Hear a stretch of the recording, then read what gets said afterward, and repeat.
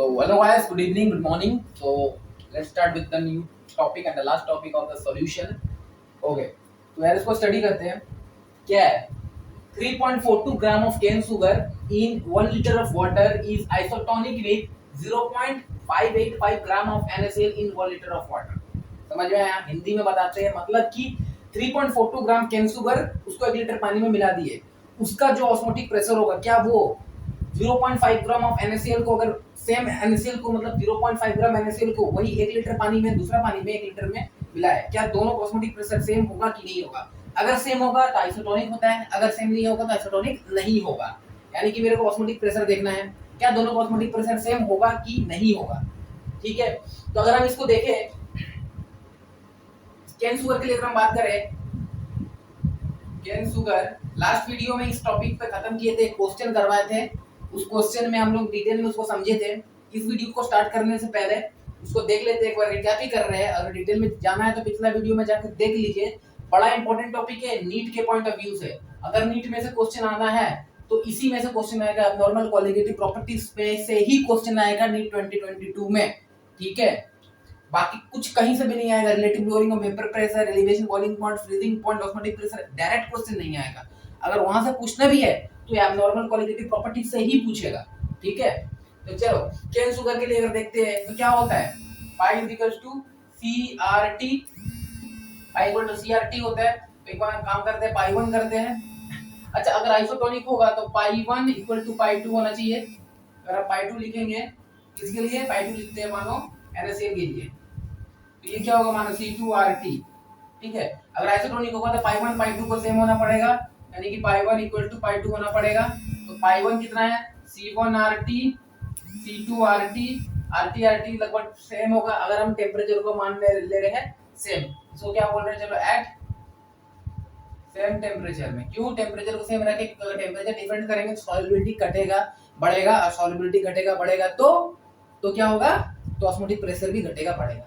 तो इसलिए टेम्परेचर मानो यहाँ पर सेम था. तो यानी कि मेरे को चेक करना सिर्फ दोनों का कंसंट्रेशन, दोनों का कंसंट्रेशन पे ही काम करना. चलो काम करते हैं C1 C2 कंसंट्रेशन. अगर इसकी बात करेंगे कैसे निकालेंगे, केन सुगर का कंसंट्रेशन क्या होगा, C1 कितना होगा, C1 होगा कंसंट्रेशन मानो कि ले रहे कुछ भी नंबर ऑफ मोल्स. ठीक है, वॉल्यूम तो दिया हुआ है, मोल्स बाय वॉल्यूम.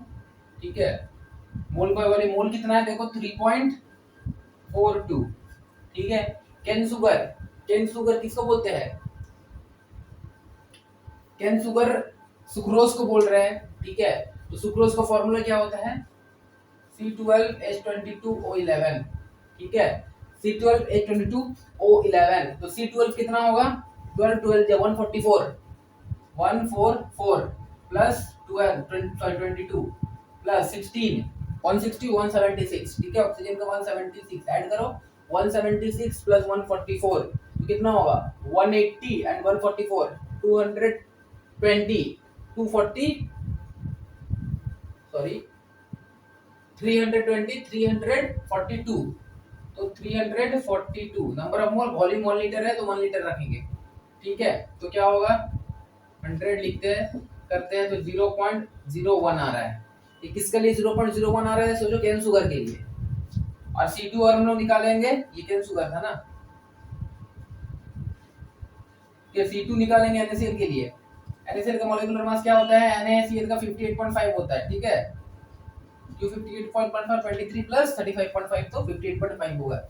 इसका अगर हम देखेंगे तो नंबर ऑफ मोल कितना होगा, 0.585 बाई 58.5 इनटू 1 लीटर तो 1 होगा. ठीक है, तो यानी कि 000 10, ये कट गया, ये कट गया, ये पूरा कट गया, ये पूरा कट गया, तो ये भी कितना आ रहा है 0.01. तो इसका मतलब C1 इक्वल टू C2 हो रहा है, यानी कि दोनों आइसोटोनिक होना चाहिए. अब पता यस होगा कि नो होगा. इसका मतलब क्या हो रहा है कि C1 इक्वल टू C2 है.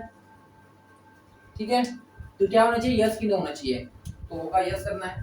ठीक है, नो तो नहीं होगा, मगर ये नहीं होगा, यस नहीं होगा, गलत, नो होगा. क्यों होगा नो होगा, क्योंकि हम यहाँ पे इस चीज को देखना है, यही तो सवाल होता है एबनॉर्मल क्वालिटेटिव प्रॉपर्टी.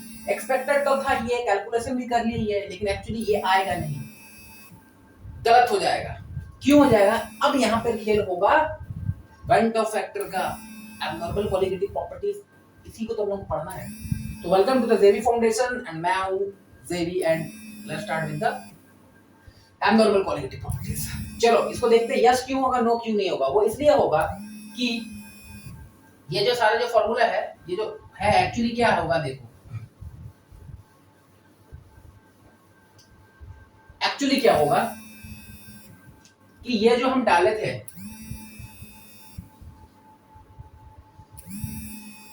इसमें हमारा NaCl डाले थे, इसमें डाले थे केन शुगर,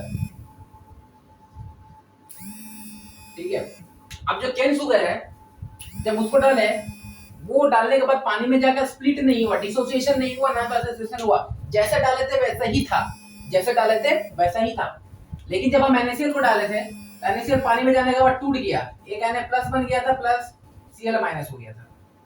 अब हमको पता है कि सारा जो कोलिगेटिव प्रॉपर्टीज होता है वो किस पर डिपेंड करता है, all colligative properties depend on the number of solute particles added to the solution. कितना सॉल्यूट पार्टिकल्स ऐड कर रहे हैं, यहाँ पे हम एक सॉल्यूट पार्टिकल ऐड किए और पानी में घुल जाने के बाद भी एक ही रहा, लेकिन यहाँ पर हम ऐड तो किए थे एक, लेकिन पानी में घुलने के बाद हो गया दो, ये एक हो गया, ये एक हो गया। तब सॉल्यूट नंबर ऑफ सॉल्यूट बढ़ गया तो कोलिगेटिव प्रॉपर्टीज तो चेंज होगा कि नहीं होगा, कोलिगेटिव प्रॉपर्टीज चेंज होगा, कोलिगेटिव प्रॉपर्टीज चेंज होगा। कभी एबनॉर्मल कोलिगेटिव प्रॉपर्टीज हुआ है तो कोलिगेटिव प्रॉपर्टीज चेंज होगा। कितना से चेंज होगा, कितना से चेंज होगा भाई, जितना टूटेगा, यहाँ पर डबल हो जानी चाहिए कोलिगेटिव प्रॉपर्टीज, क्योंकि दो हिस्सा में टूट रहा है, दो में टूट रहा है तो डबल हो जानी चाहिए कोलिगेटिव प्रॉपर्टीज। तो जो एक्सपेक्ट किए थे कोलिगेटिव प्रॉपर्टीज और जो मेरे को मिल रहा है, ऑब्जर्व कर रहे हैं, उन दोनों का रेशियो जो है उसको एक साइंटिस्ट ने दिया था, that is called a went of 1880 में ये साइंटिस्ट दिया था। तो एक्चुअली जो होगा, तो इसका मतलब ये तो मेरा एक्चुअली आया ये, यानी कि अब अगर हम दोनों का रेशियो निकालते हैं तो अब लिखते हैं, देखो यानी कि अगर इसी फॉर्मूला का देखेंगे तो C1 equal to pi R T और C2 equal to pi R T, ठीक है। अब इसके आगे लगा देना होगा मेरे को I, इसका आगे भी लगाना होगा I, ठीक है। अब क्योंकि ये स्प्लिट तो नहीं हो, केन शुगर पानी में जैसे किया वैसे ही था, वो टूटा नहीं, ना तो जुड़ा, ना तो एसोसिएशन हुआ, ना तो डिसोसिएशन हुआ, तो इसमें I में कोई चेंजेस नहीं होगा, तो I का वैल्यू हो जाएगा 1। लेकिन इसमें चेंजेस हुआ, ये दो हिस्सा में बढ़ गया तो I का वैल्यू हो जाएगा 2। अब अगर इसका कितना भी वैल्यू आ रहा था, तो C1 आ रहा था मानो 0.01, तो C2 मानो आएगा 2 into 0.01। क्या ये आप दोनों आइसोटोनिक होगा? नहीं होगा, इसलिए हो जाएगा नो, ठीक है। तो यानी कि अगर हम चाहेंगे तो जो पूरा खेल है, अगर कुछ भी करना है, कुछ भी कैलकुलेशन करना है, तो क्यों हम सोचेंगे कि ये एक्चुअली विदाउट आई का डालेंगे, हम हर फॉर्मूला को सोचेंगे हम आई के साथ ही डालें। अगर हम आई का साथ डालेंगे तो मेरा कोई भी क्वेश्चन गलत नहीं होगा, लेकिन हम आई के साथ नहीं डालेंगे तो हो सकता है आई मेरा दिमाग से स्किप कर गया, हम पूरा मेहनत किए, पूरा आंसर लेके आए, लेकिन हम आई को डालना भूल गए तो मेरा आंसर आ गया रॉन्ग, और हम रॉन्ग टिक मार के आ गए, मेरा माइनस हो गया 5, ठीक है। 5 क्यों हुआ, 4 तो जो आता था वो भी गया और एक स्पेशल -1 हुआ, -5 हो गया। चलो तो हम लोग देखते हैं आई को निकालना, ठीक है।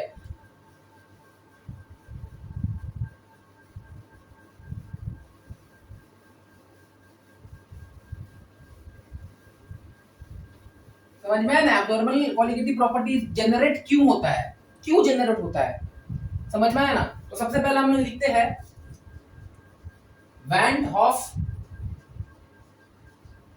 Factor,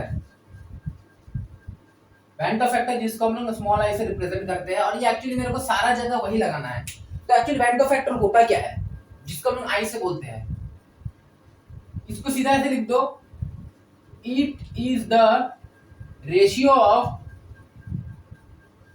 it is the ratio of normal and abnormal colligative properties।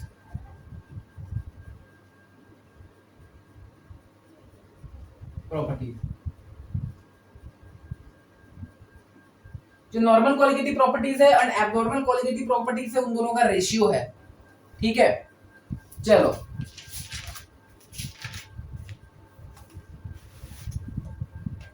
सबसे पहले देखते हैं कि आई को कैसे कैसे करके रिप्रेजेंट करेंगे।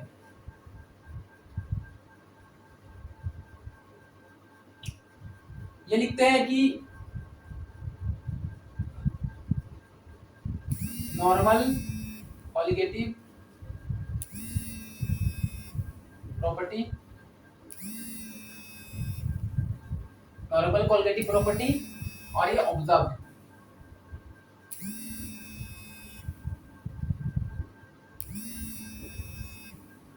ऑब्जर्व कॉलिगेटिव प्रॉपर्टी, ठीक है। नॉर्मल कॉलिगेटिव प्रॉपर्टी बोलो या एक्सपेक्टेड बोलो, एक्सपेक्टेड कॉलिगेटिव प्रॉपर्टी बोलो, कैसे लिख दूसरा इसमें, नॉर्मल कॉलिगेटिव प्रॉपर्टी बोलो या एक्सपेक्टेड कॉलिगेटिव प्रॉपर्टी बोलो। ये जो हम लोग सोचे थे कि इतना आना चाहिए, जैसे एनएसएल में सोचे थे कि 0.01 ही होगा, लेकिन हुआ क्या, जो ऑब्जर्व्ड क्या हुआ, ये हम लोग सोचे थे कि मान लो कि 0.01 होगा एनएसएल के केस में, लेकिन हम लोग ये मिला कितना 2 into 0.01, ये मिला, यही मिला ना, ठीक है।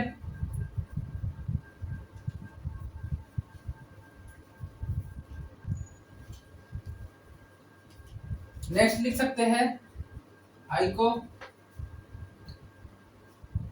नंबर ऑफ मोल्स बोलो या आयंस बोलो या कॉपर पार्टिकल्स बोलो, number of particles after association या डिसोसिएशन, एसोसिएशन डिसोसिएशन होने के बाद जो मेरा, जो कि ऑब्जर्व टाइप का ही होगा, बाय नंबर ऑफ, वही होगा मोल्स होगा या आयंस होगा या पार्टिकल होगा, कुछ भी बोलो, बिफोर एसोसिएशन या डिसोसिएशन, ठीक है, ठीक है।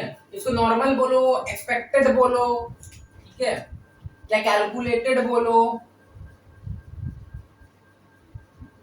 ठीक है, कुछ भी बोलो, इसको क्या बोलेंगे, ऑब्जर्व्ड कॉलिगेटिव प्रॉपर्टी बोलेंगे, और एनसीईआरटी में इसको एबनॉर्मल बोला है, एबनॉर्मल कॉलिगेटिव प्रॉपर्टीज बोलेंगे। तो इसको ऐसे लिख सकते हैं, it is the ratio of normal and abnormal colligative properties का रेशियो लिखेंगे। अगर यहाँ पे इसको ऐसे भी लिख सकते हैं कि एबनॉर्मल टू द नॉर्मल भी बोल सकते हैं, अगर इसको ऐसे लिखो ना, ऐसे भी लिख सकते हैं ना, abnormal to normal ratio, abnormal to normal ratio किसका, कॉलिगेटिव प्रॉपर्टीज का ही सिर्फ, ठीक है,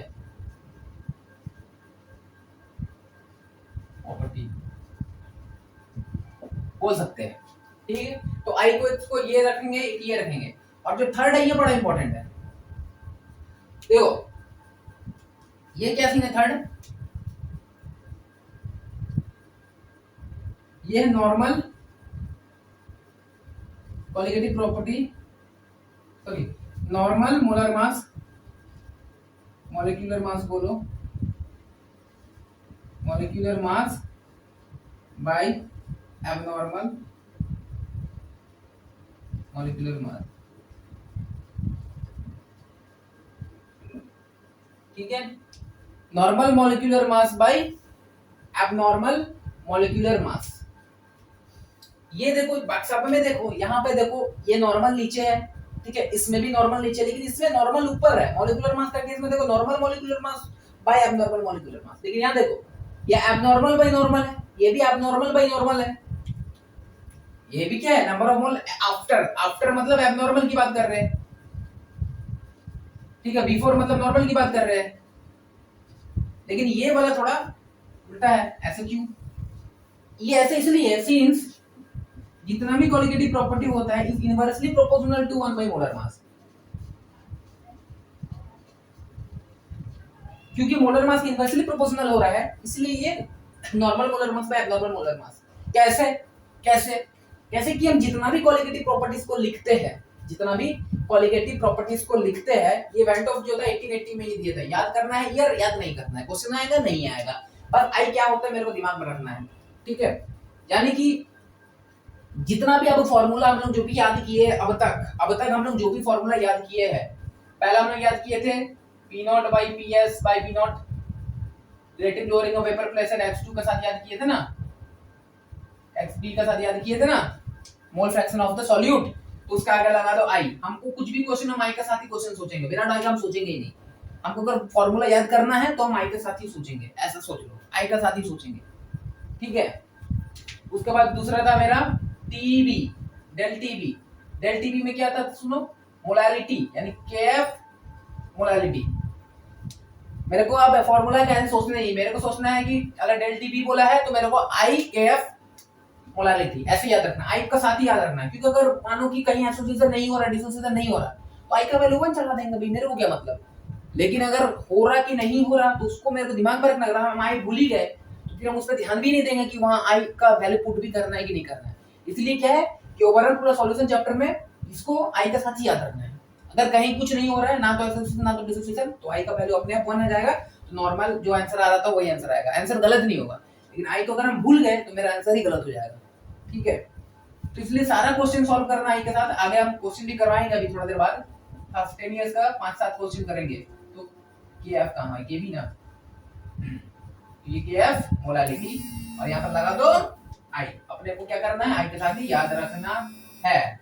और एक क्या था, तो मिटा दे, और एक क्या था, और एक क्या था, पाई इक्वल टू CRT, लगा दो I। हो गया। अब किसी में भी देखो, मोल फ्रैक्शन में उठा लो, मोल फ्रैक्शन में मोल में क्या होता है, number of weight of particle upon molar mass. तो नीचे में भी इसमें भी मोलर मास हो रहा है। अगर मोलारिटी की बात करेंगे, number of moles by volume. अब नंबर ऑफ मोल्स क्या होता है, मास अपॉन मोलर मास, तो इसमें भी नीचे में मोलर मास हो रहा है, तो इसमें भी मोलर मास हो रहा है। कंसंट्रेशन टर्म्स की बात करेंगे, number of moles by volume. Moles के लिए क्या होता है, अगर इसको देखो, ये होता है C की अगर हम बात करेंगे तो मोल्स बाई वॉल्यूम, और मोल फर्दर क्या होता है, weight by molar mass volume. तो इनके सब में मोलर मास नीचे आ रहा है, तो इसलिए qualitative property is inversely proportional to the molar mass, तो इसलिए ये वाला को याद रखना है। तो I का हो गया, तो I एक्चुअली ऐसे ऐसे ऐसे होता है, और या तो फिर फार्मूला का साथ याद रखेंगे, ये हो गया। अब होगा यानी कि फाइनल फार्मूला बेंटो फैक्टर का पुट करके, तो यही हो गया। ओवरऑल पूरे चैप्टर में बस ये 4 फार्मूला ही को याद रखना है, ठीक है, ओके। चलो अब हम लोग देखते हैं कि कब एसोसिएशन होगा, कौन सा क्वेश्चन में दिया रहेगा डिसोसिएशन हो रहा, ठीक है, इस तरह का कुछ देखते हैं। देखो क्वेश्चन को तो देख के समझ में आ जाता है कि कहां एसोसिएशन हो रहा, कहां डिसोसिएशन हो रहा।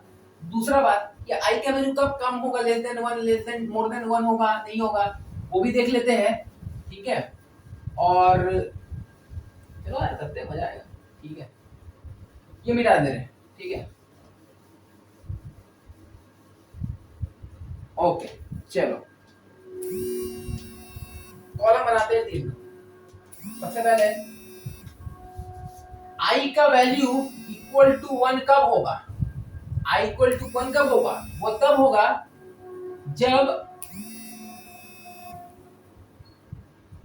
नाइदर एसोसिएशन होगा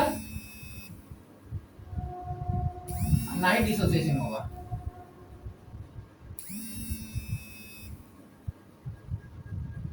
एसोसिएशन डिसोसिएशन कुछ भी नहीं होगा, ठीक है। इस तरह का मॉलिक्यूल क्या होगा, एग्जांपल क्वेश्चन में हम जितना भी क्वेश्चन अभी तक किए हैं सब में हम या तो ग्लूकोज बोले हैं, ठीक है, क्योंकि वहां पर अभी तक एब्नॉर्मल पढ़ाई नहीं, तो एब्नॉर्मल वाला क्वेश्चन हम कैसे दे सकते थे। या तो हम ग्लूकोज बोले, या इथाइलिन ग्लाइकोल था, याद करो, लोअरिंग ऑफ फ्रीजिंग पॉइंट में था ethylene glycol, anti freezing agent था, ठंडा कंट्री में यूज करते हैं ताकि मेरा ये ठीक रहे, मेरा जो पानी है कार्बोरेटर का वो जमे ना, बोले थे ना इथाइलिन ग्लाइकोल फार्मूला लिख लो, CH2OH करके देख लेंगे, ठीक है। 62 मॉलिक्यूलर मास है, 62 मॉलिक्यूलर मास है, हो रहा है क्या 62, कितना हो रहा है, 12 13 14 15 और 16 कितना होता है 31 into 62, ठीक है। मोलर मास 62 याद रखना। और भी बहुत कुछ होगा, ठीक है, जो कि अब जैसे सुक्रोज पढ़े थे, शुगर में तो सुक्रोज भी आ जाएगा, शुगर लिख देते हैं, ठीक है। तो ये सारा अगर क्वेश्चन में कहीं पर भी दिख रहा है तो सोचा आई का वैल्यू 1 होगा, ना तो एसोसिएशन होगा ना तो डिसोसिएशन होगा। इसके लिए मेरे को कुछ भी नहीं करना है क्योंकि ये लोग नॉन इलेक्ट्रोलाइट है, फॉर नॉन इलेक्ट्रोलाइट, ठीक है, नॉन इलेक्ट्रोलाइट, ठीक है, नॉन इलेक्ट्रोलाइट। यानी कि यहाँ पर हम डायरेक्ट फार्मूला यूज कर सकते हैं। Suppose C sorry pi is equal to CRT, direct लगा दें, आई देने की जरूरत नहीं है। लेकिन आई का साथ याद रखो ना, क्या दिक्कत है, जब आई कर याद रहेगा भी तो खराबी है नहीं है ना, आई को 1 डाल देंगे तो फिर भी आई के साथ याद रखो, ठीक है। तो एक काम हो गया, ठीक है। अब हम लोग देखते हैं डिसोसिएशन।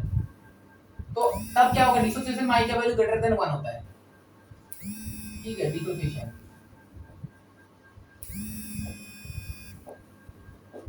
डिसोसिएशन इसको कैसे देखना है, सोचो एग्जांपल एक X मॉलिक्यूल है, ठीक है, क्योंकि XN है, मानो कि एग्जांपल कुछ भी मान लो, सपोज Cl2 है। अब वो डिसोसिएट हुआ यानी कि टूटा, तो क्या होगा, तो ये हो गया होगा 2X हो गया होगा ना। लेट हम बता रहे हैं कि मान लो कि Cl2 था, टूटा होगा तो 2Cl माइनस, मान लो, हो सकता है ना, ठीक है। ऐसा सोचो NaCl को ले रहे हैं, टूटेगा, मानो एग्जांपल कि टूटा तो 2 Na plus plus sorry Na plus Cl minus, Na plus plus Cl minus, इस तरह का टूटेगा ना, टूटेगा ना, ठीक है। तो क्या हुआ होगा, आई का वैल्यू ग्रेटर देन 1 होगा। क्यों होगा ग्रेटर देन 1, क्यों होगा, तो उसके लिए एक टॉपिक आता है, क्या, एबनॉर्मल मोलर मास। ये समझ लो क्या है एबनॉर्मल मोलर मास। एबनॉर्मल मोलर मास क्या है, सपोज अगर हम बोले हम 1 मोल NaCl इन वाटर में डाल दिए। अब 1 मोल हम NaCl को पानी में डालें, 1 मोल NaCl को पानी में डालें, 1 मोल NaCl को पानी में डालें, तो 1 मोल NaCl को पानी में डालें तो उसका मास सपोज कितना देख रहे हैं हम लोग, 58.5। हम क्या बोलेंगे, 1 मोल का मास जो था 58.5 इसका मतलब 1 मोल सॉल्यूट डालें। सोचो दिमाग में, देखो 1 मोल सॉल्यूट डालें यानी कि 58.5 ग्राम सॉल्यूट डालें, ठीक है।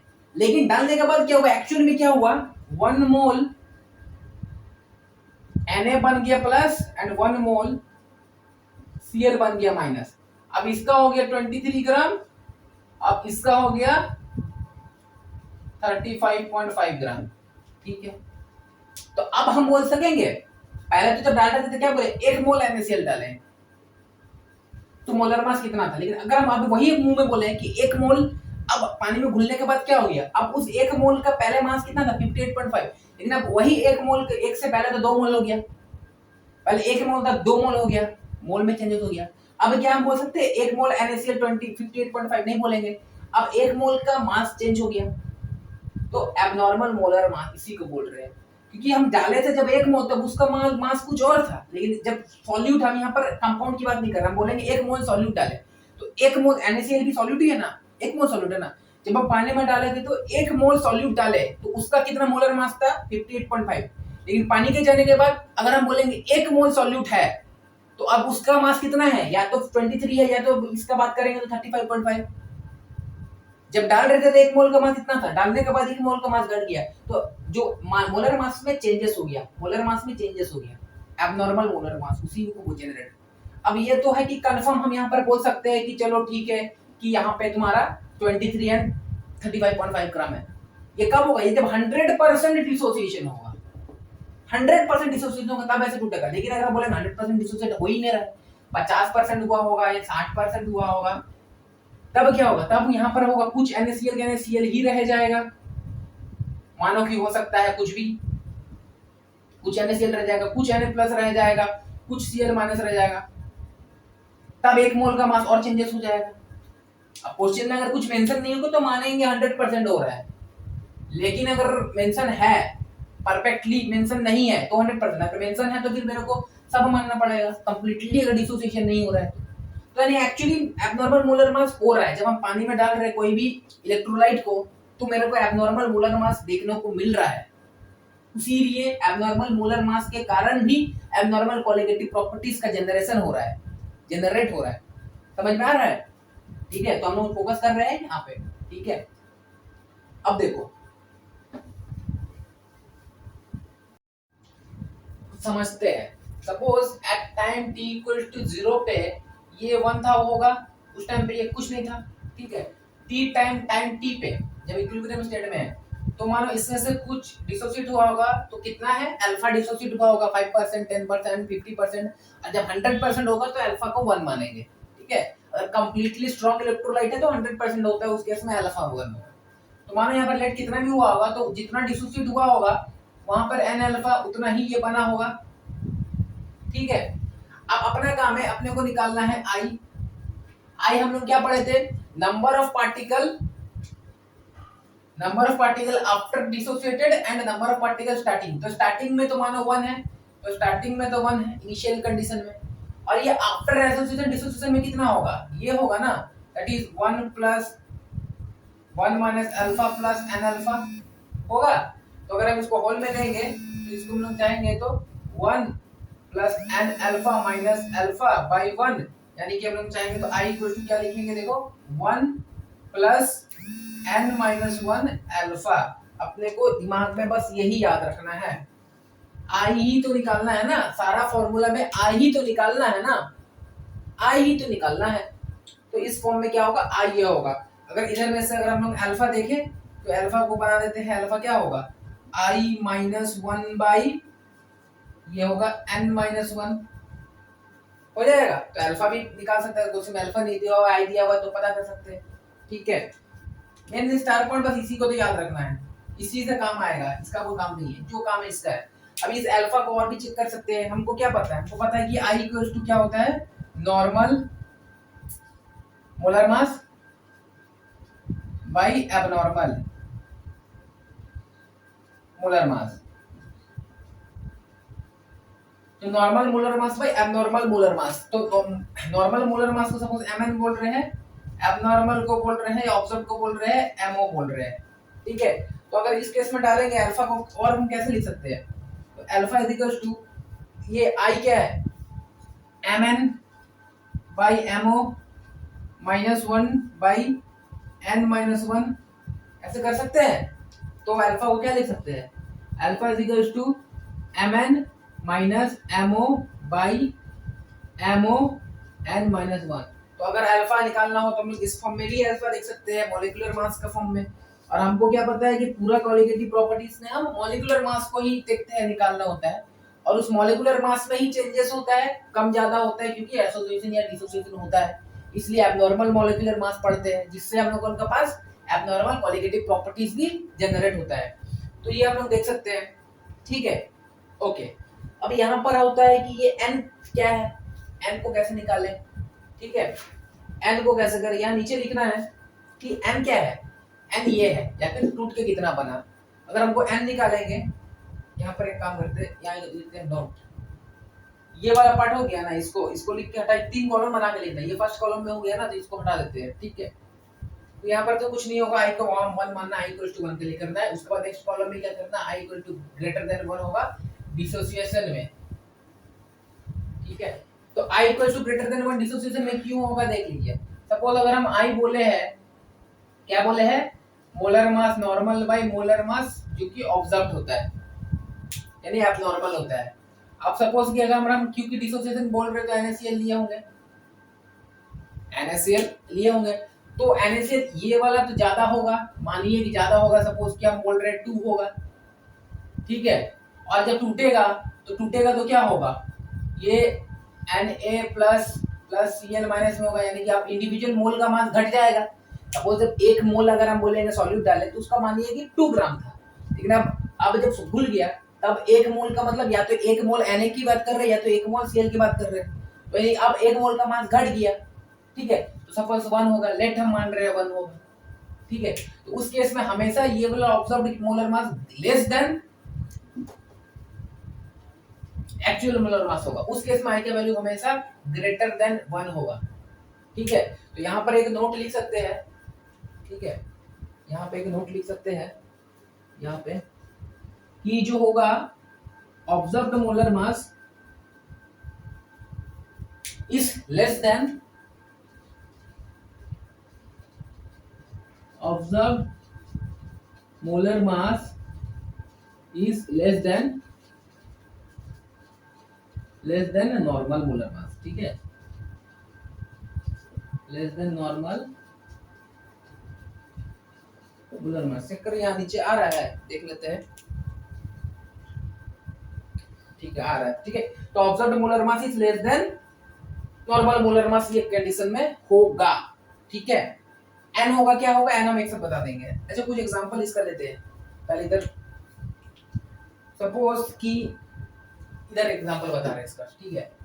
एनसीईआरटी में कुछ दिया हुआ है, नोट करना है। If alpha is not given, अगर कोई क्वेश्चन में आंसर नहीं दिया हुआ है तो हमको कंसीडर करना होगा, consider alpha is equal to 100%, यानी कि 100% या डिसोसिएशन हो रहा है, ठीक है। सपोज एग्जांपल है, अगर हम NaCl की बात करें तो NaCl 100% डिसोसिएशन होगा, तो क्या होगा, एक का Na plus plus Cl minus एक यानी कि 2 हो जाएगा। जब 100% डिसोसिएशन होगा, इस फॉर्मूला में अगर हम इसको हम लोग 1 पुट करेंगे तो क्या हो जाएगा, n का वैल्यू क्या है, n का वैल्यू 2 होगा, ठीक है। तो उस केस में क्या होगा, इस केस में ऐसे लिखना है, if alpha is not given, तो उस केस में I इक्वल टू n हो जाता है। अल्फा को 100% कंसीडर करना है तो I इक्वल टू n हो जाएगा। उस केस में I इक्वल टू n हो जाएगा। एनसीईआरटी में कुछ एग्जांपल दिया है, जैसे कि NaCl है, KCl है, MgSO4 है, K2SO4 है, ठीक है। तो MgSO4 है, ठीक है, K2SO4 है, ठीक है, और KCl भी है। तो इस केस में, सारा केस में I का वैल्यू इक्वल टू n होगा, मतलब अल्फा इज इक्वल टू, अगर 100% बोल रहा है तो इसका क्या होगा, ये Mg प्लस NSO2 माइनस में टूटेगा तो 2 हो जाएगा, ठीक है। ये K2 यानी कि 2K प्लस में टूटेगा और SO4 माइनस में 1 टूटेगा, यानी ओवरऑल इसका क्या हो जाएगा, 3 हो जाएगा। KCl K plus Cl plus Cl minus 2 हो जाएगा। तो इस तरह का डिसोसिएशन का केस में होगा जब अल्फा 100% होगा। यहाँ पर ध्यान रखना है, अल्फा 100% होगा तभी इसको पुट करना है, ठीक है। अगर अल्फा मेंशन कर दिया तो फिर मेरे को निकालना पड़ेगा, n को अलग से देखना होगा, ठीक है। अच्छा, तो ये हो गया, ओके। n मतलब टूट के कितना बन रहा है, n टूट के यहाँ पर ये टूटेगा तो कितना होगा, 2 होगा। ये टूटेगा तो 3 अलग अलग, मेरे को 2 आया कटाया नहीं करना, दिन में तो 3 होगा, ठीक है। n मतलब क्या है, पार्टिकल यूनिट। n क्या है, n है आपका पार्टिकल्स इन सॉल्यूशन। सॉल्यूशन में कितना पार्टिकल हो रहा है, 1 से, तो टूट के 3 पार्टिकल हो रहा है तो n का वैल्यू 3 होगा। इस केस में 2 हो रहा है तो 2 होगा, ठीक है। I इक्वल टू n होगा, ये समझ में आ रहा है, ओके। तो इसका बड़ा एग्जांपल भी होता है कि इसको पूरा कुछ का फार्मूला बोलेगा, जैसे कि क्रोमियम CrCl3.6H2O है, ठीक है, और यहाँ पर बोल दिया कि n इक्वल टू 4। जब n इक्वल टू 4 होगा तो क्या होगा, फार्मूला क्या बनना चाहिए, CrH2O6.Cl3 ये होना चाहिए। तभी ये जब टूटेगा तो ये कैसे टूटेगा, ये टूटेगा तो CrH2O6 प्लस Cl ऐसे टूटेगा, तो 3 और 1 4, तो n इक्वल टू 4 होगा। तो n मतलब कि सॉल्यूशन के बाद वो कितना पार्टिकल हो रहा है, दैट इज द n। बोल सकते हैं जैसे यहाँ पे n कितना हो रहा है, अगर ये मान लो कि 2 होता, सपोज अगर ये 2 होता तो ये भी कितना होता, 2 होता, यानी कि ये है तो एक नंबर इधर 1 था, ठीक है, लेकिन यहाँ पर ये 2 हो गया, तो n का वैल्यू ये हो गया, ठीक है। तो घुलने के बाद कितना बन रहा है, दैट इज n। अगर हम सपोज बोले कि n3 है तो क्या करना होगा, तो ऐसा होगा ना कि CrH2O5 एक क्लोरीन अंदर है एंड Cl2.H2O, ये जब टूटेगा तो कैसे टूटेगा, ये टूटेगा CrH2O5Cl, ये बनेगा अनायन, सॉरी, ठीक है, N2Cl ये बनेगा कटायन, तो 2 और 1 3, n इक्वल टू 3, ठीक है। और 100% आयनाइज हो रहा है तो n और I का वैल्यू सेम होगा। तो ये है डिसोसिएशन का, बड़ा इंपॉर्टेंट है, इसको देखेंगे, ठीक है। I का वैल्यू मेरे को डिसोसिएशन केस में आना चाहिए। कुछ एग्जांपल है कि डिसोसिएशन कौन करता है, तो ये सारा एग्जांपल है ना, ये सारा डिसोसिएशन करेगा। जो नॉर्मल इनऑर्गेनिक होता है वो डिसोसिएट कर जाता है, ऑर्गेनिक भी बहुत सारा होता है। तो ये कुछ इस तरह का क्वेश्चन वगैरह तो डिसोसिएशन करना है, देख के पता चलेगा। यूरिया शुगर वगैरह दिया हुआ है तो मेरे को नॉर्मल I = 1 करके करना है। अगर कुछ इस तरह देखेंगे तो मेरे को ध्यान देना है कि मुझे कितना डालना है, निकालना सिखा दिए, ठीक है। अब देखते हैं कि एसोसिएशन में, ठीक, अगर हम लोग कर रहे हैं एसोसिएशन, ठीक है। अब एसोसिएशन में क्या होता है, हम अगर हम I को कंसीडर करें, I को देखें तो I क्या होता है,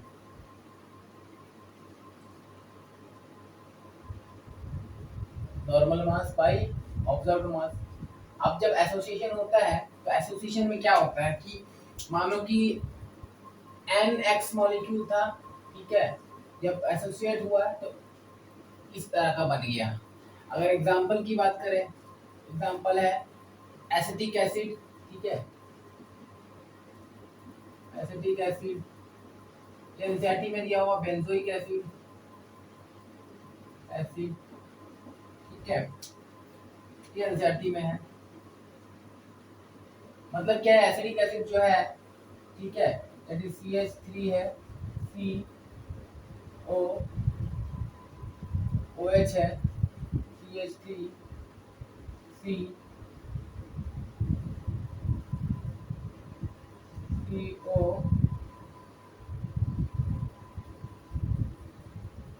OH है, ठीक है।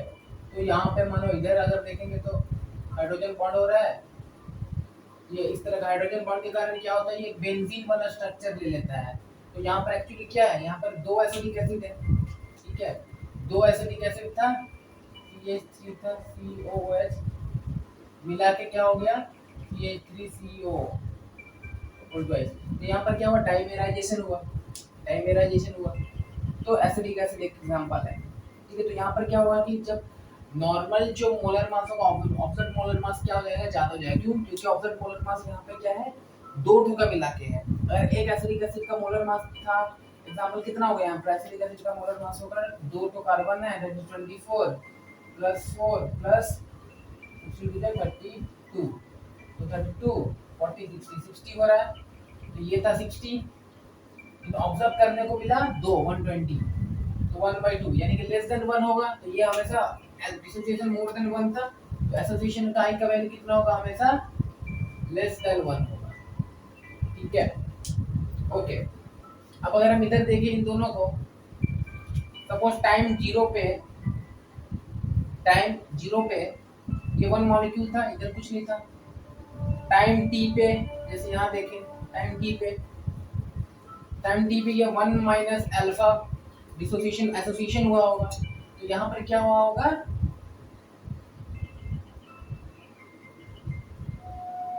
α/n हुआ होगा। α/n मतलब क्या है कि अगर 2 था तो वहां पे डिवाइड बाय 2 हो जाएगा, क्योंकि कंबाइन हुआ है ना, तो डिवाइड बाय 1 होगा। इसका अगर हम निकालेंगे I तो कितना I होगा, जैसे यहाँ पे I हम लोग चेक किए तो 1 प्लस, तो यहाँ पे 1/n - 1 अल्फा कर सकते हैं I का वैल्यू, देख सकते हैं ना। तो बस अपने को यहाँ पे I को ही याद रखना है, ठीक है। कोई खास एसोसिएशन में सेम I के जैसे ऐसे क्या होगा, ठीक है। टोटल मोल ऐड कर लेंगे तो ये होगा, ठीक है। चलो, तो बस इसमें को भी निकाल लेंगे, अल्फा यहाँ से निकालेंगे तो अल्फा निकालेंगे तो क्या होगा, 1 - I। अल्फा भी देख सकते हैं, अगर अल्फा बोलेगा निकाल ले तो क्या होगा, I - 1 whole divide by 1/n - 1 कर सकते हैं, अल्फा निकल जाएगा, ठीक है। तो ये देख सकते हैं।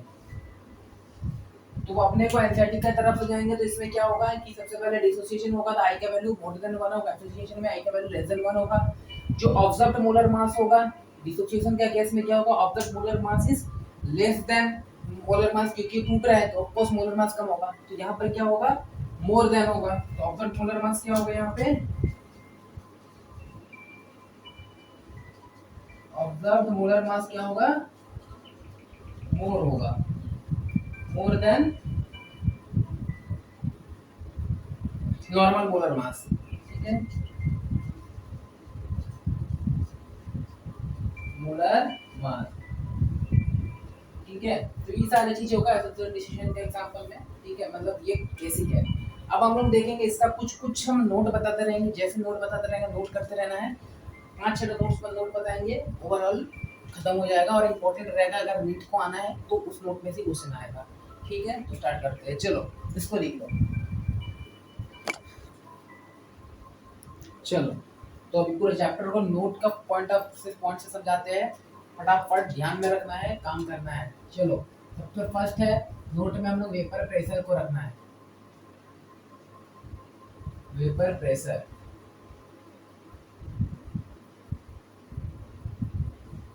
वेपर प्रेशर क्या है? जब हम कोई चीज को क्लोज कंटेनर में कोई भी लिक्विड रखे हैं, चाहे वो सॉल्यूशन हो या प्योर लिक्विड हो, जब हम उसको बॉईल करते हैं तो उससे क्या सरफेस में से क्या होता है, कुछ मॉलिक्यूल ऊपर ज़्यादा एनर्जी लेकर के एस्केप करने की कोशिश करता है, लेकिन वो कंटेनर क्लोज रहता है तो पूरा एस्केप नहीं हो पाता है। वो रिटर्न उसी लिक्विड में वापस आता है। जब रिटर्न लिक्विड में वापस आता है तो उस लिक्विड के सरफेस में कुछ प्रेशर देता है, and that is the vapour pressure. ठीक है, तो वेपर प्रेशर का डेफिनेशन समझना नहीं है, बस लॉजिक समझ जाओ कि ये ऐसे कंटेनर था, इसमें लिक्विड भरा हुआ था, जब हम इसमें हीट दिए तो इसमें से कुछ कुछ मॉलिक्यूल बाहर जाने का कोशिश किया, लेकिन अगर हम इसको क्लोज कर देते तो बाहर नहीं जा पाया, इसमें से टकराया, टकराने के बाद वो वापस फिर इसी सरफेस में आया। तो जब ये जो वापस आ रहा है सरफेस में घुस रहा है तो ये इसमें कुछ प्रेशर लगा रहा है, उसको क्या बोलते हैं हम लोग? Vapour pressure. ठीक है, खत्म हो गया। यानी वेपर प्रेशर जितना प्योर, अगर सोचो ये पूरा प्योर है, तो पूरा प्योर है तो सरफेस में सिर्फ सॉल्यूशन ही होगा, सॉल्वेंट ही होगा, तो सॉल्वेंट ऊपर उड़ने का कोशिश करेगा, ज्यादा सॉल्वेंट ऊपर जाएगा तो ज्यादा वापस भी आएगा, तो क्या होगा कि उसका प्रेशर ज्यादा होगा। तो इनफैक्ट ऐसे याद रखो कि जो वेपर प्रेशर होता है वो प्योर, वो सॉल्वेंट का हमेशा ज्यादा होता है वेपर प्रेशर ऑफ सॉल्यूशन। और उसमें कुछ मिला दिए तो उसका वेपर प्रेशर घटने लगता है। ठीक है, दूसरा हम लोग देखेंगे हेनरीज लॉ। ये हेनरीज लॉ स्पेशली है गैस इन लिक्विड के लिए, गैस इन लिक्विड के लिए। जब कोई गैस को लिक्विड में मिलाना है तो क्या करना होता है, तो उसके लिए जो प्रेशर होता है, वो जो पार्शियल प्रेशर होता है वो KH होता है इंटू एक्स होता है। यहाँ पर एक्स में मोल फ्रैक्शन ले लो, x1 ले लो। ठीक है, KH इंटू मोल फ्रैक्शन होता है। ठीक है, मतलब कि अगर कोई लिक्विड है उसमें मेरे को गैस देना है तो उसमें मेरे को कितना प्रेशर लगाना होगा, वो प्रेशर ये बताता है। ठीक है, ये हेनरीज लॉ बताता है। अब उसके लिए यहाँ पर एक, जैसे जैसे हम लोग टेम्परेचर बढ़ाते रहेंगे तो क्या होगा, टेम्परेचर बढ़ाएंगे तो KH का वैल्यू भी बढ़ता है। KH का वैल्यू बढ़ेगा मतलब सॉल्युबिलिटी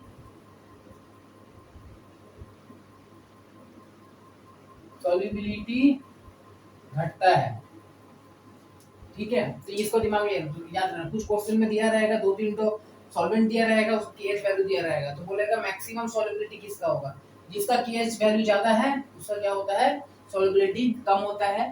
ठीक है, और जो जो सॉल्यूशन से रिएक्ट कर जाता है जैसे कि अमोनिया है, ठीक है, तो वो लोगों का क्या होता है कि सॉल्युबिलिटी को हेनरी लॉ को फॉलो नहीं करता है।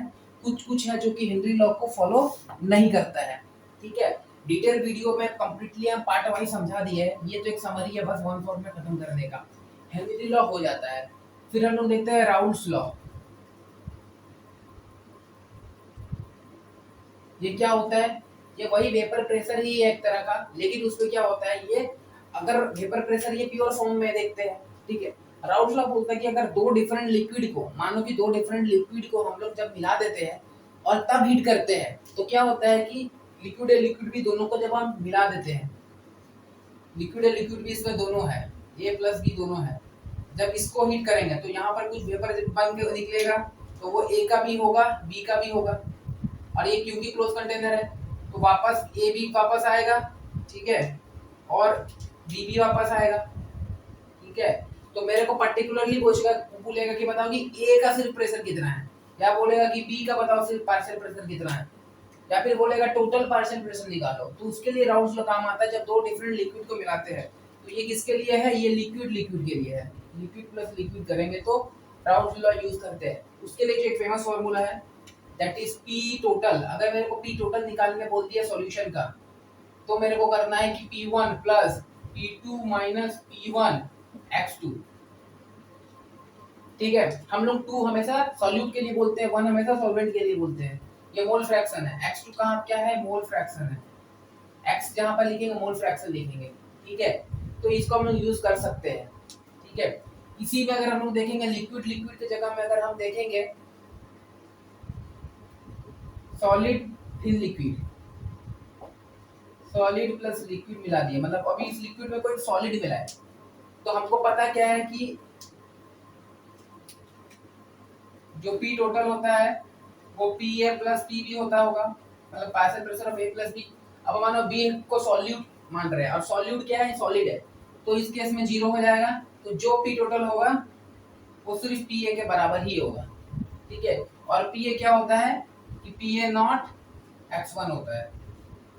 मतलब कि अगर किसी का भी पर्टिकुलरली प्रेशर निकालना है, जैसे अगर सिर्फ मेरे को मानो कि पार्शियल प्रेशर ऑफ A निकालना है, तो उस partial pressure of A not मतलब जब वो प्योर था, मतलब उसे कुछ भी नहीं मिला है, तो उसका ये प्रेशर था।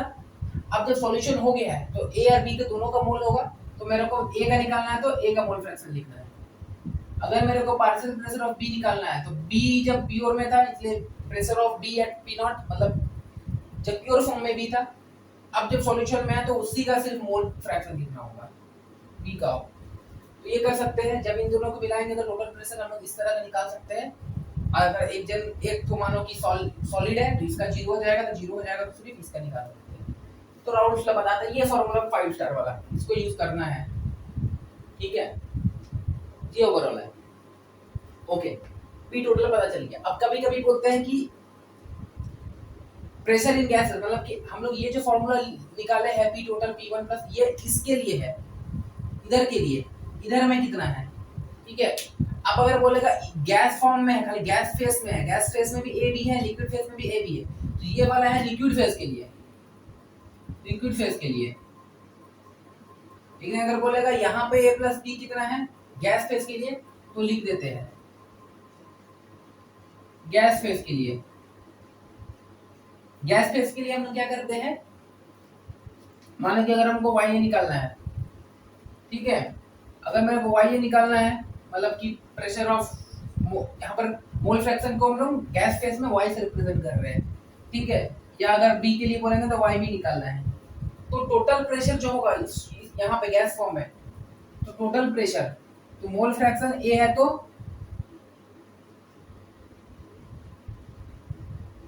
सॉरी कैसे देखो, P total into mole fraction of A, P total into mole fraction of B, जिसका मोल फ्रैक्शन निकालना है। और ये क्या होगा? Partial pressure of A, partial pressure of B। ये दोनों, ये क्या होगा? ये गैस फेस के लिए। मानो कि अगर गैस फेस में बोला कि गैस फेस में, इस फेस में, गैस फेस में बताओ कि टोटल प्रेशर ऑफ A का कितना है, सिर्फ गैस फेस में। तो गैस फेस में कितना होगा? जितना P टोटल होगा और उसमें से जितना मोल है उसका A का गैस फेस में, तो उसका मोल Y है, YB, Y मान कर रख रहे हैं गैस फेस। गैस देखो, A में जितना मोल होगा उसके लिए X बोल रहे हैं, और गैस फेस में जितना मोल होगा, मतलब लिक्विड फेस में जो होगा उसको X बोल रहे हैं। गैस फेस में जो मोल का फ्रैक्शन होगा उसको Y से रिप्रेजेंट कर रहे हैं। इतना ही बस याद रखना है, ठीक है। चलो हो जाता है। अब जो ये सॉलिड इन लिक्विड पड़े हैं, सॉलिड इन लिक्विड पड़े हैं, तो यहीं से हम लोगों का क्या होता है? कोलिगेटिव प्रॉपर्टी जनरेट होता है, कोलिगेटिव प्रॉपर्टी जनरेट होता है। पॉइंट नंबर 4 लिखते हैं, कोलिगेटिव प्रॉपर्टीज। कोलिगेटिव प्रॉपर्टीज में पहले relative lowering of vapour pressure, ठीक है, number 1 relative lowering of vapour pressure. अब यहाँ से ध्यान से देखो, अगर हम इसी को देखेंगे, क्योंकि सॉलिड लिक्विड को मिलाया है, तो PA प्लस PB करेंगे, PA प्लस PB, PB तो 0 हो जाएगा क्योंकि सॉलिड है, तो जो बचेगा ये बचेगा, ठीक है। तो P टोटल का जगह हम लोग क्या करेंगे? दोनों को जब मिला रहा था P सॉल्यूशन कर सकते हैं, तो relative lowering of vapour pressure में हम क्या लिखे थे? PS minus PA not into, ठीक है, इनटू X2 लिखते हैं, ठीक है। इसको ऐसे लिखो। तो हम लोग इसको कैसे याद करवाए हैं? हम लोग इसको ऐसे याद किए हैं कि relative lowering of vapour pressure मतलब टोटल प्रेशर ऑफ सॉल्यूशन। तो सॉल्यूशन का प्रेशर कैसे होगा? पहले प्रेशर प्योर का कितना था माइनस प्रेशर ऑफ सॉल्यूशन का कितना था, दोनों को माइनस करना है, and then P naught equal to H2। H2 हमको क्या पता है, सॉल्यूट है, सॉल्यूट का मोल फ्रैक्शन है। ये अगर हम कर देंगे तो क्या है, मेरा relative lowering of vapour pressure मिल गया। अब हमको देखना है कि पी नॉट कब यूज करना है, पी एस कब यूज करना है। हम बता दिए पी नॉट यूज करेंगे जब मेरे को पी नॉट यूज करेंगे, पी नॉट और P S. P not use करेंगे कब, पी एस यूज कब करेंगे, जब मेरे को वेट निकालना होगा या मोलर मास निकालना होगा, तब हम पी एस यूज करेंगे। अदर केस में मोल फ्रैक्शन हो या मेरा मोल फ्रैक्शन निकालने, यहाँ ये वाला निकालना पड़े, मोल फ्रैक्शन निकालना बोले, या फिर लोअरिंग ऑफ वेपर प्रेशर निकालना पड़े, या फिर relative lowering of vapour pressure निकालना पड़े, तो हम नीचे में पी नॉट ही यूज करेंगे। ठीक है, यहाँ पर ध्यान देना है। अब हम क्योंकि हम बोले हैं कि अभी हम जस्ट पढ़ के आए हैं एबनॉर्मल कोलिगेटिव प्रॉपर्टीज, तो हम सबके साथ आई यूज करेंगे। अब आई मेरे को निकालना आ चुका है, आई मेरे को निकालना आ चुका है, अभी हम लोग पढ़ गया डिसोसिएशन एसोसिएशन में। ठीक है, नंबर 5 फॉर्मूला में क्या देखिए है, elevation in boiling point, elevation in boiling point, उसमें क्या देखे, del TB equal to KB molality. बस इतना याद रखना है, और हमको याद रखना है केबी का वैल्यू 0.512 होता है वाटर के लिए। ठीक है, अच्छा उसके बाद हम लोग 6 नंबर में क्या देखे, lowering of depression in freezing point, depression in freezing point, freezing point में कब del T F equal to K F molality. ठीक है, के एफ इंटू मोलैलिटी, और के एफ का वैल्यू मेरे को याद रखना है वाटर के लिए कितना है, 1.8,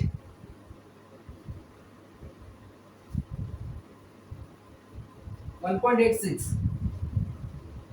ठीक है, ये मेरे को याद रखना है। और हमको पता है के एफ हो या के बी हो, यूनिट क्या होगा, यूनिट क्या होगा, केजी, केल्विन पर मोल।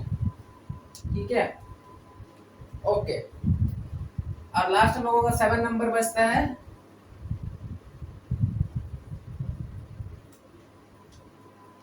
एक मिनट, दिख रहा है पूरा,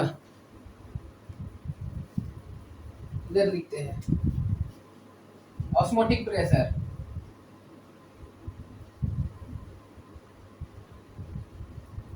ठीक है, ऑस्मोटिक प्रेशर हम लोग क्या लिखे हैं, pi is equal to CRT।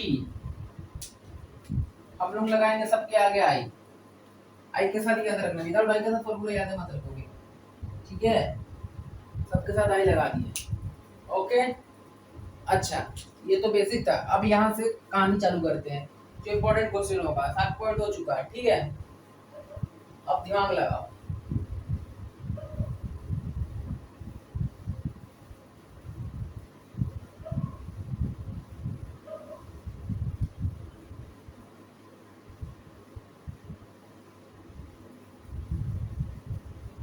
अब देखो यहाँ पे मेन नंबर 8 नंबर पॉइंट लिख रहे हैं, जितना भी क्वालिटेटिव प्रॉपर्टी है, जितना भी क्वालिटेटिव प्रॉपर्टी है, depends on all qualitative property depends on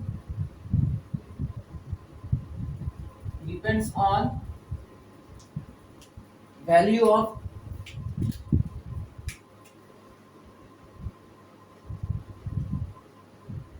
of S into I।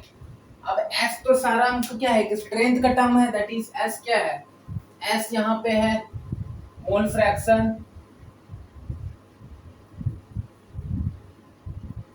यहाँ देखो S मोल फ्रैक्शन माने हैं। देखो यहाँ पर देखो S into I mole fraction है, मोलैलिटी है, ठीक है मोलैलिटी है, और यहाँ पर I क्या है, मोलैरिटी है, तो एस मोलैरिटी होगा या मोलैरिटी होगा, ठीक है। तो एस एंड आई के वैल्यू में डिपेंड करता है। तो अब इसी से कुछ हम लोग क्वेश्चन को बनाते हैं, ध्यान में रखो, ठीक है। इसको रब करते हैं।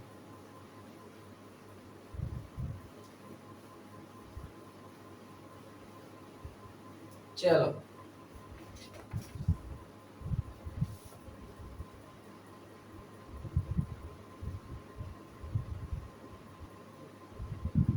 अगर किसी दो सॉल्यूशन का qualitative property value S and I same होता है तो वो लोग क्या होगा, आइसोटोनिक होगा।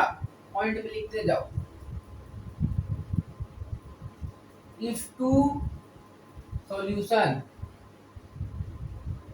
Having same value of S into i then they are isotonic,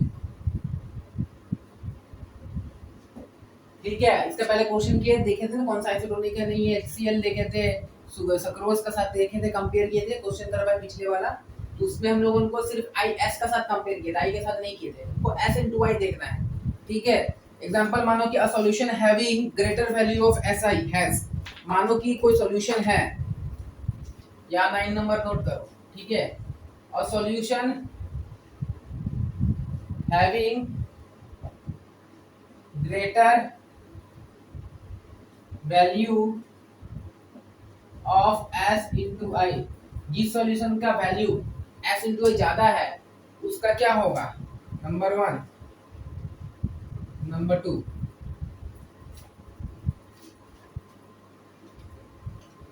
lower value of and higher value of,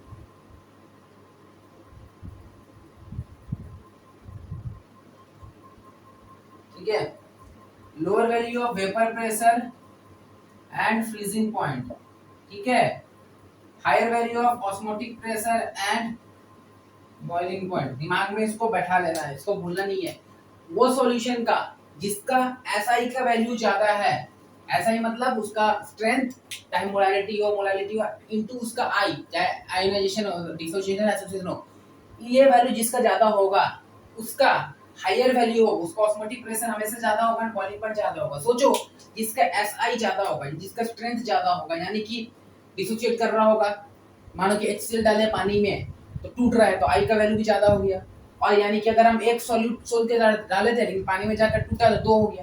तो ओवरऑल आई अगर ज्यादा हो रहा है तो जितना ज्यादा सॉल्यूट डालेंगे किसी में तो उसको हमें पता है एलिवेशन बॉइलिंग पॉइंट होता है, तो हमेशा कम उसका बॉइलिंग पॉइंट ज्यादा होगा, तो इसलिए उसका हायर बॉइलिंग पॉइंट होगा। दूसरा क्या है कि जितना ज्यादा सॉल्यूट डालेंगे तो वो ज्यादा कंसंट्रेटेड हो जाता है, और हमको पता है कि कंसंट्रेटेड सॉल्यूशन का ऑस्मोटिक प्रेशर ज्यादा होता है, तो ज्यादा होगा, ठीक है।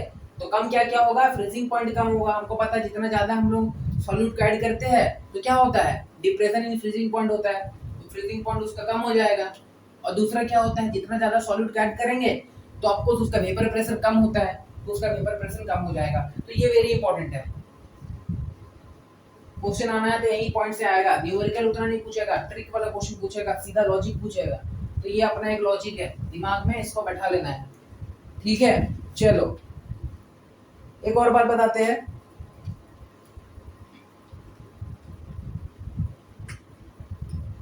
Ten number. हम जो डिसोसिएशन देखे थे CH3COH का, वो डिसोसिएशन मेरे को दिखाना है कि नॉन पोलर मॉलिक्यूल, जैसे कि अगर मानो कि CH3COOH है, ये भी है CH3COOH है, ठीक है। लेकिन ये है इन वाटर में, इन H2O में, लेकिन ये है इन बेंजीन में। अब हमको पता है बेंजीन जो होता है वो नॉन पोलर होता है, ठीक है। तो जब हम इसको पानी में डालेंगे ना तो फिर पानी में ये टूटेगा, ये H+ आयन को रिलीज करेगा, तो उसका पानी में क्या होगा, आई का वैल्यू ग्रेटर देन 1 होगा, डिसोसिएशन शो करेगा।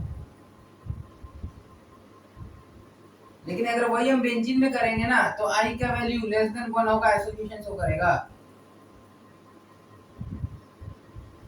ठीक ठीक है, अगर क्वेश्चन में कुछ मेंशन नहीं किया हुआ है तो हमको पता है कि CH3 एसिडिक एसिड के लिए एनसीईआरटी में बोला है एसोसिएशन तो लेस देन 1 बता देना है। ठीक है, एक और एग्जांपल लेते हैं। यहाँ पे जिसको रब करें, चलो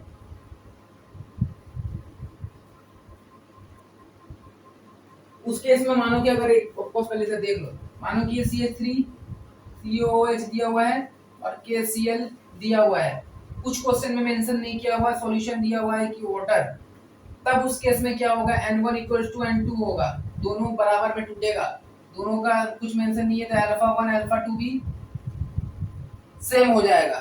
ठीक, नेक्स्ट चलो इसे देखते हैं, बड़ा इंपॉर्टेंट है, देखो 1% यूरिया 1% ग्लूकोज 1% सुक्रोज, तो इसमें बताओ कि ऑस्मोटिक प्रेशर किसका होगा। ये मानो 1 है, ये 2 है, ये 3 है। ठीक है, तो देखो अगर हम इसमें बोले कि बताओ पाई 1 और का ऑर्डर बताओ, पाई 2 पाई 3 क्या ऑर्डर होगा, तो ध्यान में दो 1% 1% 1% कंसंट्रेशन है, यूरिया है, ग्लूकोज एंड सुक्रोज है।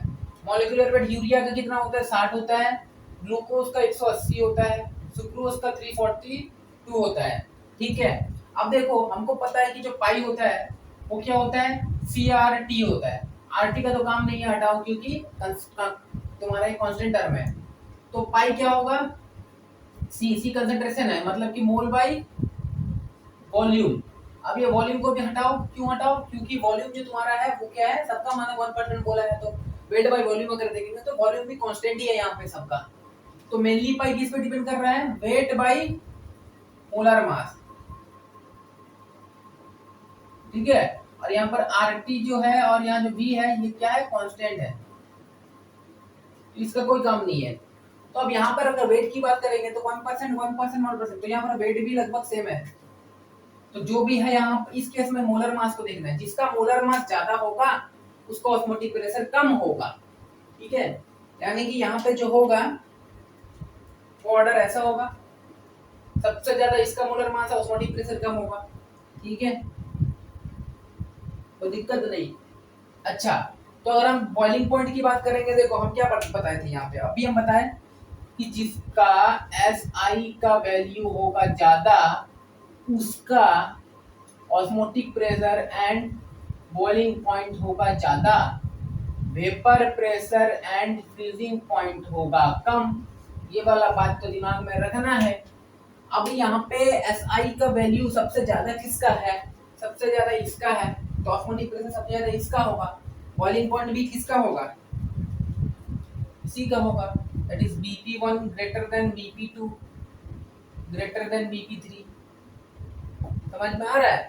ठीक है, अब अगर हम वेपर प्रेशर की बात करेंगे तो BP1 सबसे कम हो जाएगा, फिर BP2 उससे भी कम, BP3 सबसे ज्यादा हो जाएगा। ठीक है, फ्रीजिंग पॉइंट की अगर हम बात कर ले तो फ्रीजिंग पॉइंट भी क्या होगा, 1 सबसे कम होगा, फ्रीजिंग पॉइंट 2 उससे भी कम होगा, उससे ज्यादा होगा, फ्रीजिंग पॉइंट 3 सबसे ज्यादा होगा। ठीक है, तो इस सीक्वेंस को याद रखना है, डायरेक्ट क्वेश्चन पूछेगा, डायरेक्ट क्वेश्चन पूछेगा। हो गया, इस केस में देखेंगे, अब यहाँ पर देखो, यहाँ पर डायरेक्टली पता चल रहा है कि कंसंट्रेशन ही चेंज कर दे रहे हैं, और ये ग्लूकोज है, ग्लूकोज है, ग्लूकोज है, सबका सब 180 है, यानी कि मोलर मास का काम नहीं है, यहाँ पर वेट का काम है, जिसका वेट ज्यादा है उसका ऑस्मोटिक प्रेशर ज्यादा है। यानी कि यहाँ पर अगर हम इसको 1 बोले, इसको 2 बोले, इसको 3 बोले, तो क्या होगा, देखो pi 3 is greater than pi 2 is greater than pi 1 बोल सकते हैं। बॉइलिंग पॉइंट 3 का सबसे ज्यादा होगा, बॉइलिंग पॉइंट 2 का उससे थोड़ा कम होगा, बॉइलिंग पॉइंट 3 का सबसे कम होगा। वेपर प्रेशर की बात करेंगे तो वेपर प्रेशर 3 सबसे कम होगा, वेपर प्रेशर 2 उससे ज्यादा होगा, वेपर प्रेशर ऑफ 1 इसका 1% ग्लूकोज का सबसे ज्यादा होगा। फ्रीजिंग पॉइंट की बात कर ले तो फ्रीजिंग पॉइंट 3 सबसे कम होगा, फ्रीजिंग पॉइंट 2 उससे ज्यादा होगा, फ्रीजिंग पॉइंट 1 सबसे ज्यादा होगा। ठीक है, इस तरह क्वेश्चन डायरेक्ट पूछेगा, पेपर में देखने को मिलेगा, तो फट से तोड़ा लेना है, इसको दिमाग में रखना है। जिसका SI का वैल्यू ज्यादा होगा उसका osmotic pressure and boiling point ज्यादा होगा। ठीक है, चलो एक और चीज करते हैं, 11 पॉइंट हो गया, पॉइंट नंबर 12। चलो नेक्स्ट हम लोग देखते हैं पॉइंट नंबर 12। पॉइंट नंबर 12 में क्या बोलेंगे, चेक वेदर वेदर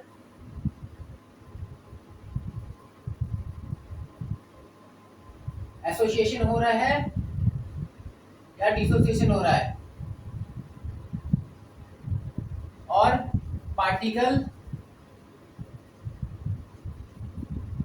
कम हो रहा है या इंक्रीज हो रहा है, ये अपने को देख करना है और आंसर करना है। एंड आंसर ठीक है, मेरे को देखना है कि पार्टिकल कम हो रहा है कि ज्यादा हो रहा है, वो देख के आंसर करना है। ठीक है, तो सीधे क्या है कि देखो ये मानो कि 2 KI है, इसको हम रिएक्ट करवा रहे हैं Hg2 से, तो रिएक्शन मानो कुछ ऐसा हो रहा है, HgI4, ठीक है, K2, कुछ ऐसा रिएक्शन देखने को मिल रहा है। ठीक है, अब देखो ये वाला कैसे टूटता है, ये K+2 होता प्लस 2y माइनस होता। ठीक है, लेकिन यहाँ पे क्या है कि ये वाला को ध्यान में रखना है, क्योंकि ये हम लोग सोचेंगे कि 2Hg plus n plus 2i minus ऐसा टूटेगा, बट ऐसा टूटता नहीं है, ये गलत है। ये क्या है, ये गलत है, क्योंकि जो होता है, नोट क्या करना है यहाँ पर Hg2 plus dimer form exist करता है, डाइमर फॉर्म, ये डाइमर फॉर्म में ही एग्जिस्ट करता है। अगर हम इसको सोचेंगे Hg प्लस ऐसा लिख दे, ठीक है, सॉरी 2 प्लस Hg प्लस लिख दे, तो ये पाप है, ये इसको कैसे बना दो, ऐसे बना दो, ठीक है,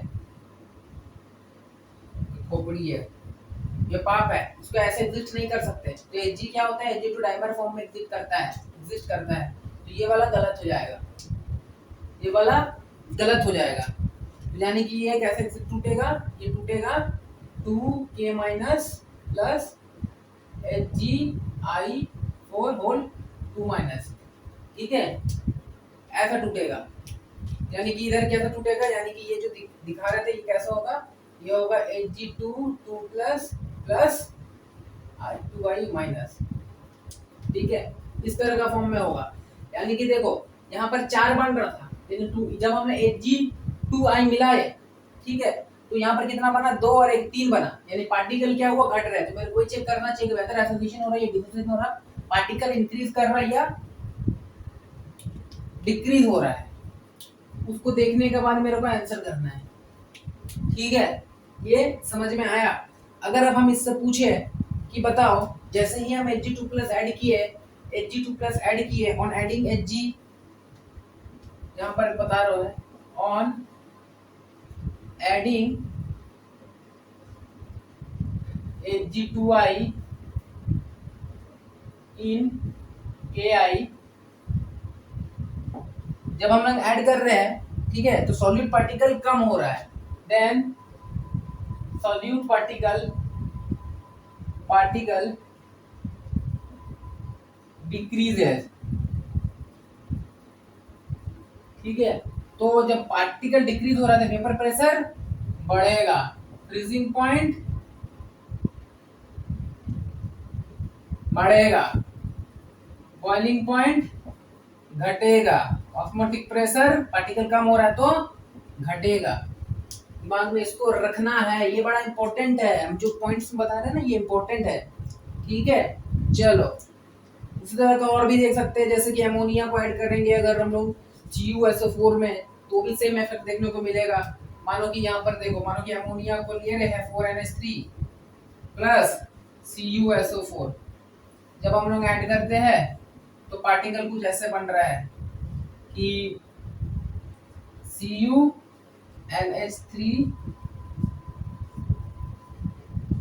किस तरह का बन रहा है, तो ये कितना में टूटेगा, 2 में टूटेगा।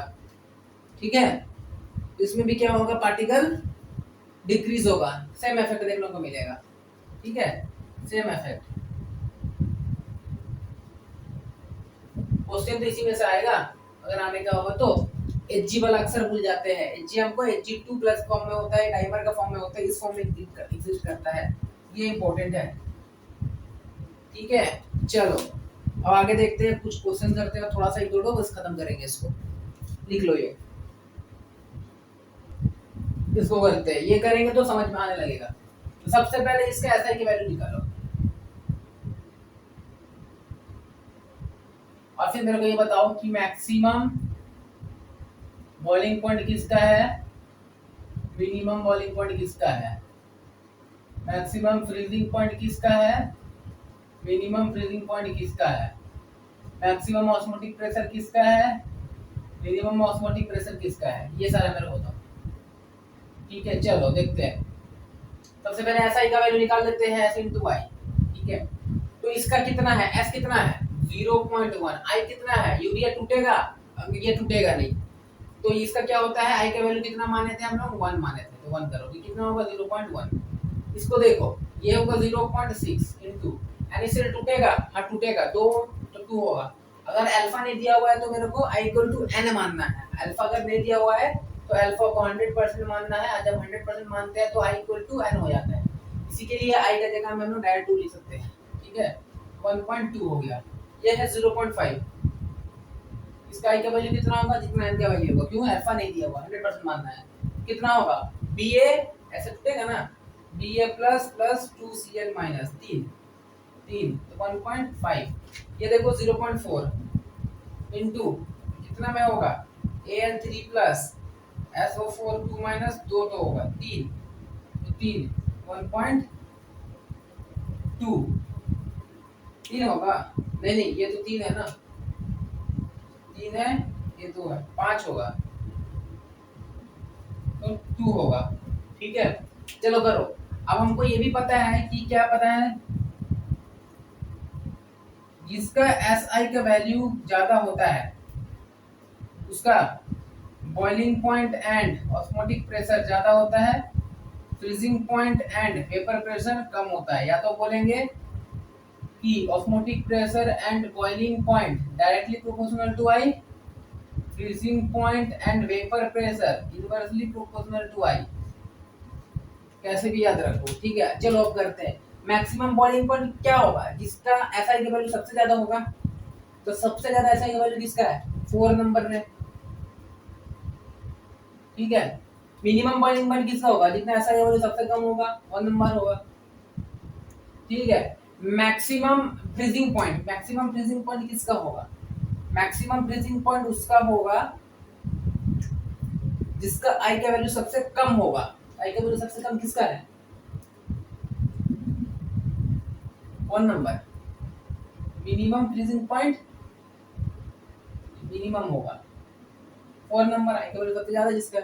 मैक्सिमम ऑस्मोटिक प्रेशर किसका होगा, जिसका आई का वैल्यू सबसे ज्यादा होगा, किसका सबसे ज्यादा है, 4 नंबर, मिनिमम 1 नंबर।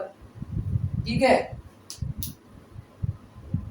चलो तो ये हो गया है, और देखते हैं।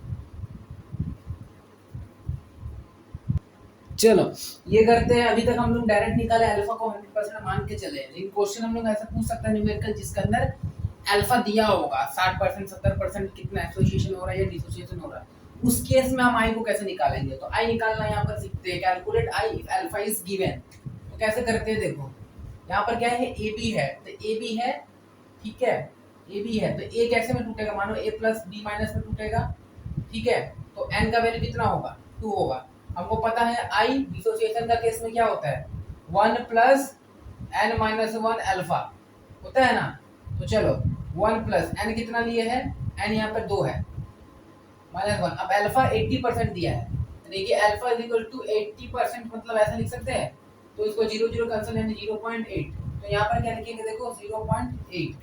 ठीक है, तो ये वाला कितना होगा, 1 प्लस 2 माइनस 1 1 1 इंटू 0.8 0.8।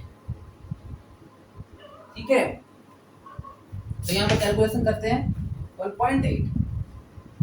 तो दिक्कत है, कुछ नहीं करना है, आई का वैल्यू निकाले थे ना एसोसिएशन डिसोसिएशन के केस में, कितना था, 1 प्लस एन माइनस 1 अल्फा। तो अल्फा का 80% है तो 0.8 होगा, तो कैलकुलेट कर लो, आ जाएगा। ये देखो ये कैसे टूटेगा, ये a plus plus 2b minus, यानी n का वैल्यू 2 2 और 1 3।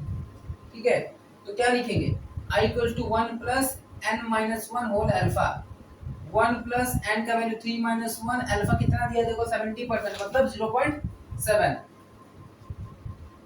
क्या होगा 1 plus 2 minus one, sorry 3 minus one 2, 2 into 7, sorry 0.7 तो 2.4 होगा ना, तो 3 1.4 होगा, सॉरी 1.4, तो 1.4 प्लस 1 तो 2.4। ठीक है, तो दिक्कत नहीं होना चाहिए।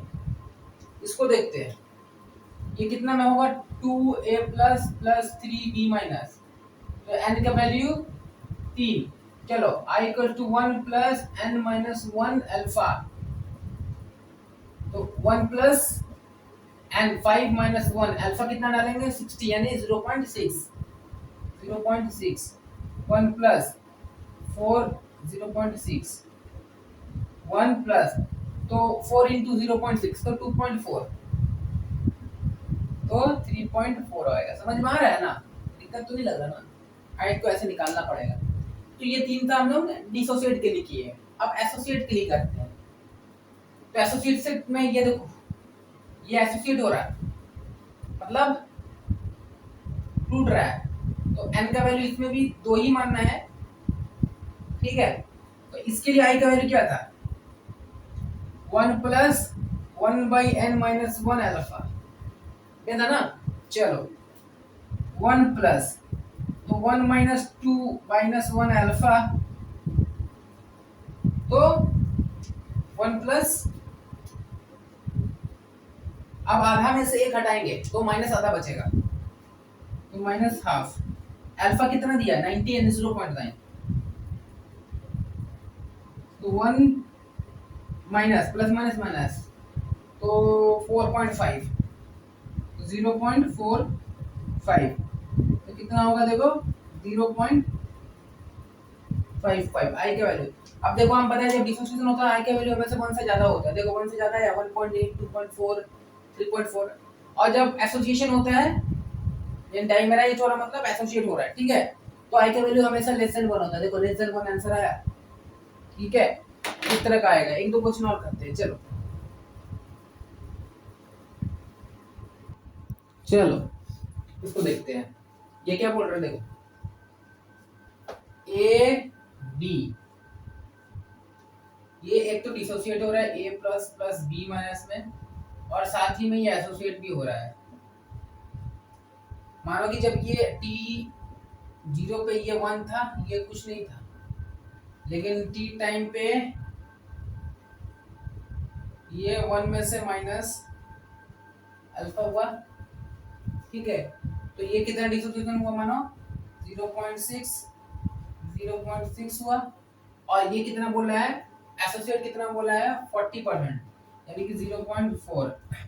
ये 1 1 है तो 1 1 होगा, लेकिन ये 2 है तो डिवाइड बाई 2, तो ये लगभग लगभग 0.2 होगा। तो टोटल कितना हुआ आई, टोटल कितना होगा देखो 0.6 प्लस 0.6 प्लस 0.2, तो 1.4 आंसर। इसको इस तरह करना है, ठीक है। चलो इसको देखते हैं, ए बी, ये टूटा होगा A plus plus B minus plus A B hole, ये डायमेराइज हुआ। तो जब यहाँ पर 1 था ये कुछ नहीं था, कुछ नहीं था, कुछ नहीं था, लेकिन जब ये 1 से कुछ ब्रेक हुआ अल्फा हुआ, ठीक है, एसोसिएट डिसोसिएट बोथ है, तो एसोसिएट डिसोसिएट कितना हुआ देखो 0.7 हुआ, ये भी 0.7 हुआ, और ये कितना हुआ 0.3 हुआ, लेकिन 2 है तो डिवाइड बाई 2, n को हम लोग डिवाइड में रख रहे थे, तो ये कितना होगा 0.15, तो आई टोटल कितना होगा 0.7, 0.7, 1.4, 1.4 प्लस 0.15, 1.4 प्लस 0.15, तो 1.55। ठीक है, तो इसको इस तरह का करना है। अब सोचेंगे कि अलग से डिसोसिएट निकालो, अलग से डायमेराइज निकालो, ऐड करो तो लेंथी भी होगा, गलत होने का चांस है। ऐसे में करो, गलत नहीं होगा, एग्जाम में जल्दी हो जाएगा। ठीक है, तो ये हम लोगों का बेसिक हो गया। अब हम लोग प्रीवियस ईयर के एक क्वेश्चन देखेंगे इस पार्ट में से, तो चैप्टर हम लोगों का फाइनली हो जाएगा खत्म।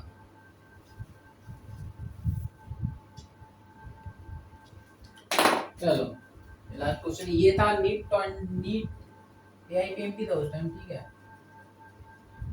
16 का है और ये 15 का है, ठीक है। बड़ा क्वेश्चन आता था इसमें से, जो क्या है, the went of factor I for the dilute strong, देखो स्ट्रांग न्यूट्रलाइट बोल दिया है, मतलब डिसोसिएशन हो रहा है of barium hydroxide. Barium hydroxide अगर डिसोसिएट हो रहा है स्ट्रांग इलेक्ट्रोलाइट में, अल्फा हमेशा क्या होता है 100% होता है, लगभग लगभग होता है, ये मान भी लेना है, क्वेश्चन में आंसर नहीं है alpha 100%। Barium hydroxide BaOH whole thrice, barium hydroxide 2, ठीक है। तो ये किस में टूटेगा, ये 2Ba प्लस में टूटेगा, सॉरी Ba2 प्लस में टूटेगा, प्लस OH दो में टूटेगा, यानी कि एक और दो, तीन किस में है, I की वैल्यू टिक मारो, आ गया 100% है, तो I इक्वल्स टू N हो जाता है जब अल्फा 100% होता है तब। तो इस केस में जो N होगा वही I होगा, तुम्हारा ये टिक खत्म।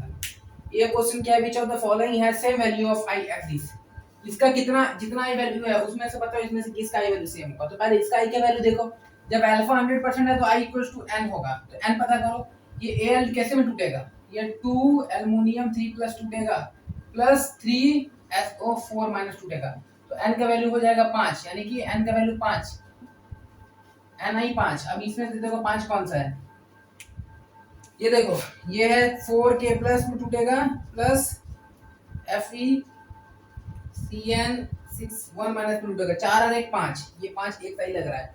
ये क्या होगा, ये 2K plus plus SO4 2 minus, तो ये 3 होगा, ये तो नहीं होगा। ये देखो ये 3 होगा और एक 4 होगा, ये 3K प्लस में टूटेगा, प्लस FeCN6 माइनस में टूटेगा, तो 1 3 4, ये भी नहीं होगा। एल्युमिनियम का देख लो, Al3 प्लस में टूटेगा, प्लस 3NO3 माइनस में टूटेगा, ये भी 4 होगा, ये भी नहीं होगा, तो ये का आंसर है। तो ये लगभग हो चुका है, हमारा चैप्टर कंप्लीट हो चुका है, तो सॉल्यूशन फाइनली खत्म हो गया है। जो लास्ट पार्ट है वीडियो का बड़ा इंपॉर्टेंट है, वन शॉट में इसको बनाया है।